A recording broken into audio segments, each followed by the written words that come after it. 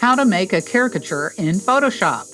First, we're going to make a copy of whatever photo you have by bringing it down to the little plus sign. Next, we're going to go to Filter, Liquify. You're going to want to make sure that all of these are locked, so when we scale up, they scale everything at the same time. Go ahead and put it to 100% for all of these first few. Now, eye tilt you may not want to change, but definitely eye distance.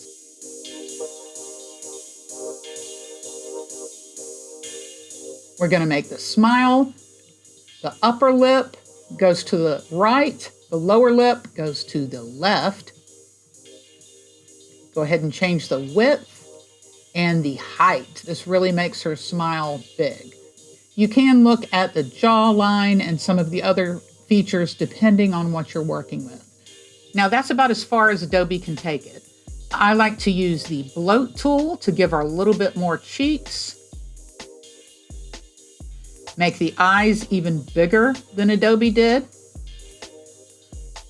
And the chin. You can use the nudge tool to maybe make the cheeks or the chin a little bit smaller.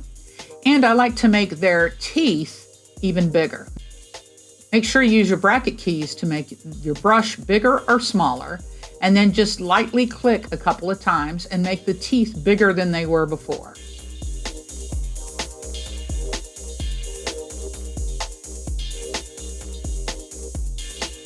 There's a preview button that you can click to see the differences before and after.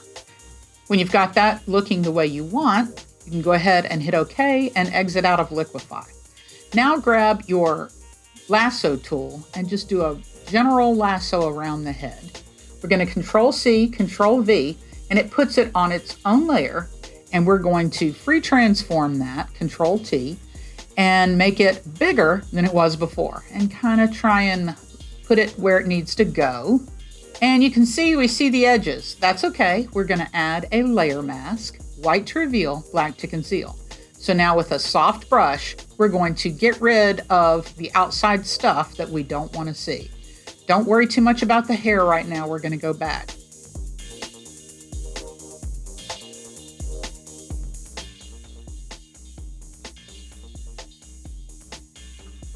And I accidentally went over into the chin a little bit. That's okay. You can just switch back to white to reveal this back.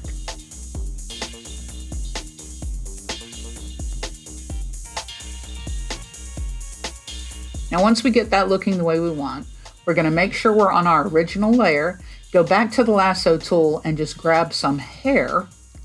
And this is, of course, only for people with long hair. We're going to Control-C, Control-V, and it puts it on its own layer, which we're going to put on top.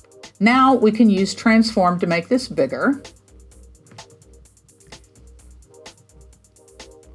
Then we're going to go into Transform Warp and change this so it looks like it fits in with her and covers up where the two meet. So just keep messing with this until you think it looks good. And when you can hit enter when you're done.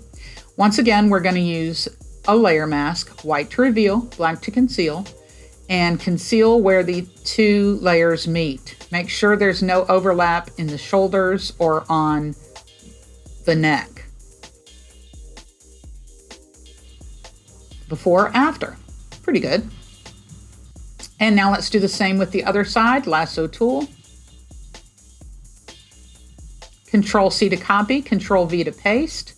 Put that on top of the other layers. Edit, Transform, Warp.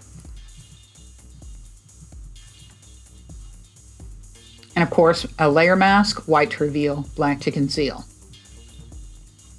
And realize with your layer masks, you can turn the opacity of the brush down so that you get a partial mask.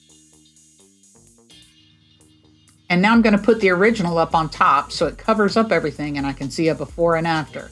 So here we have after, and then here's my original. When I turn that back on, you see what it looked like before. Now, you may have heard about the Adobe neural filters, and you could try to use that. It depends on the photo. I personally don't like them. I don't think they're ready for prime time. You can find them in Filter, Neural Filters.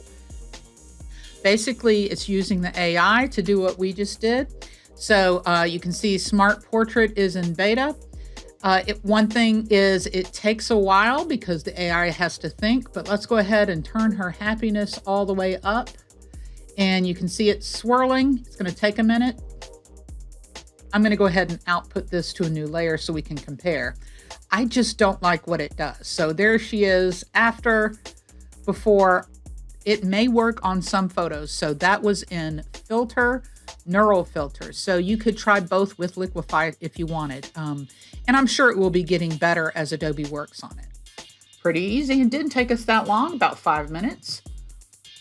Follow for more.